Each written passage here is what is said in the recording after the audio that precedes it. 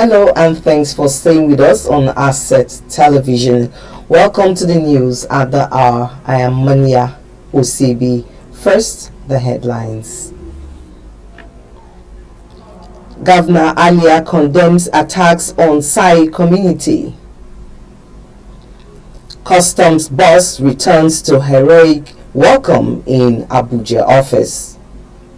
And Asset Newspapers Limited celebrates 9th anniversary. Now the news in details. Benue State Governor Hyacinth Alia has condemned the deadly attack on SAAI community in Mbaji ward of Katsina Ala local government area, describing it as a senseless and cowardly assault on innocent residents.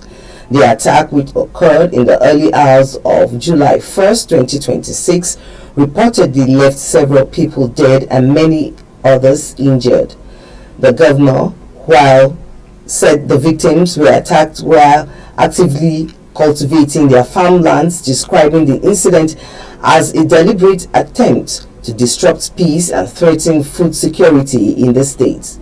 Governor Alia extended condolences to the bereaved families and wished the injured a speedy recovery.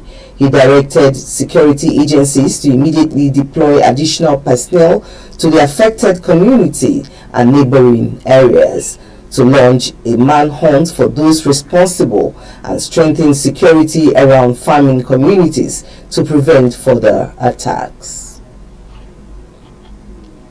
The Joint Admissions and Matriculation Board says no fewer than 4,216 candidates with disabilities have secured admission into universities, polytechnics, and colleges of education across Nigeria over the last decade through the JAM Equal Opportunity Group. Chairman of the group, Emeritus Professor Peter Okebukola, disclosed this during the 2026 National Stakeholders Engagement on Inclusivity and Higher Education held in Abuja. He said the initiative has maintained an average admission rate of about 53% annually for candidates with visual impairment, autism, Down syndrome, albinism, and other disabilities. Professor Okebukola stressed that all candidates are assessed using the same academic standards as every other UTME candidate, adding that many beneficiaries have excelled in highly competitive courses, including law. Former Minister of Science and Technology Uche Naji is now in the custody of the Independent Corrupt Practices and Other Related Offences Commission following his arrest by operatives of the Department of State Services. Sources disclosed that Naji was intercepted at the Akano Ibiam International Airport in Enugu State while preparing to board a private chartered flight to Abuja. He is being investigated over allegations of certificate forgery and financial irregularities during his tenure as minister. According to reports, the DSS acted on the request of the ICPC after the former minister allegedly failed to honor several invitations from investigators.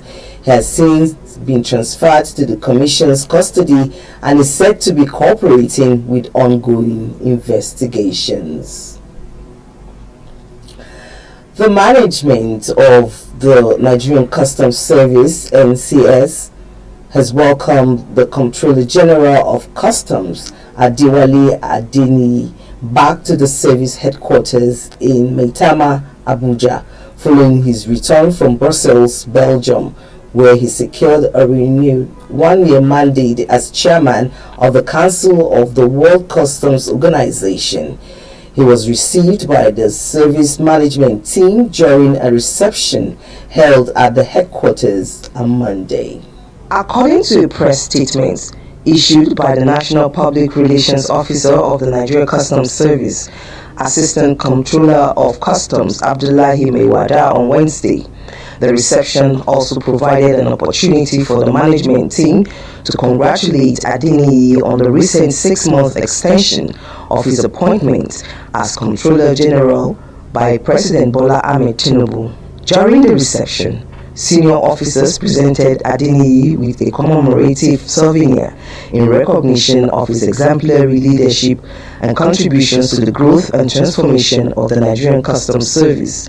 Adeniyi earned the renewed international mandate during the 147th and 148th sessions of the World Customs Organization's Council, where member administrations renewed his tenure as chairman for another year in recognition of his leadership and commitments to advancing global customs administration.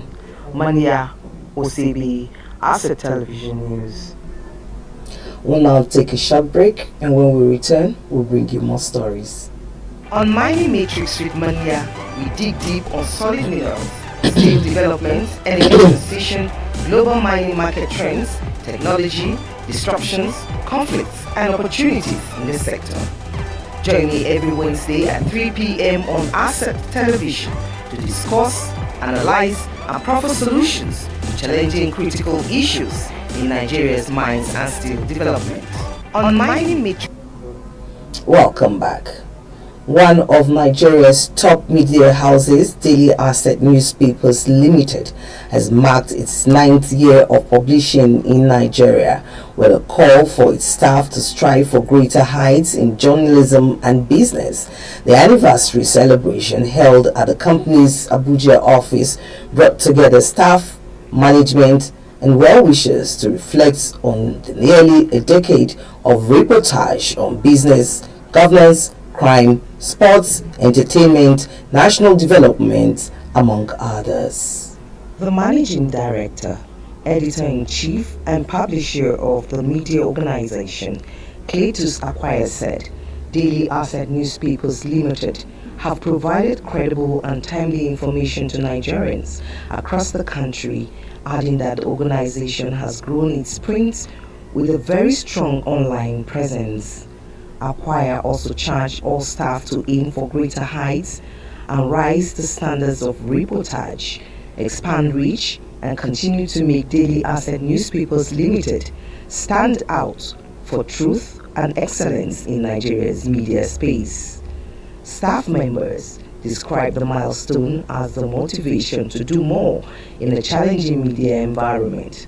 Management says plans are underway to strengthen the newspaper's digital presence and deepen coverage of key sectors in 2026 and beyond.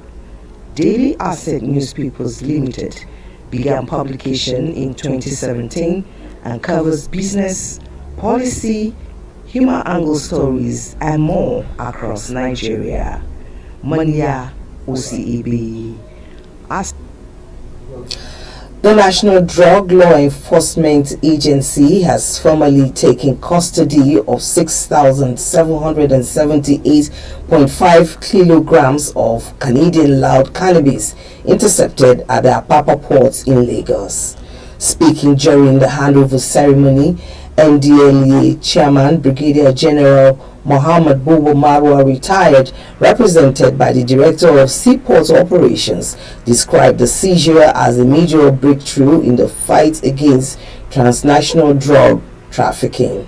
He said the consignments were intercepted following months of intelligence-led reports operations involving the NDLEA, Nigeria Customs Service, and the Royal Canadian Mounted Police. Investigations revealed that the shipment passed through several international ports in an attempt to evade detection before arriving in Nigeria.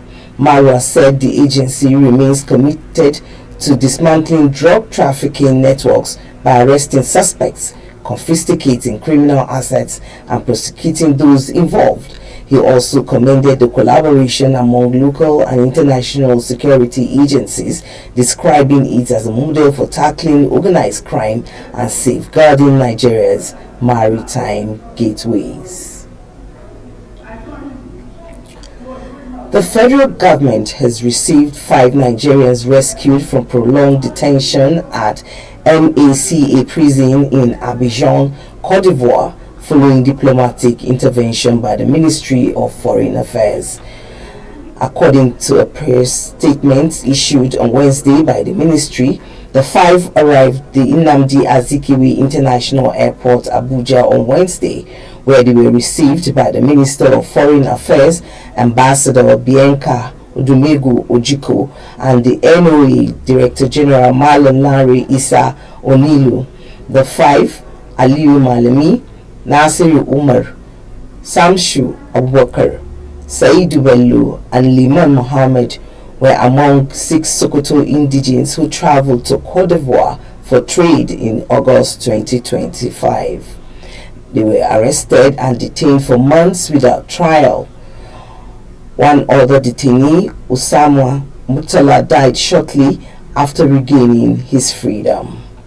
And that's the size of our bulletin at the hour.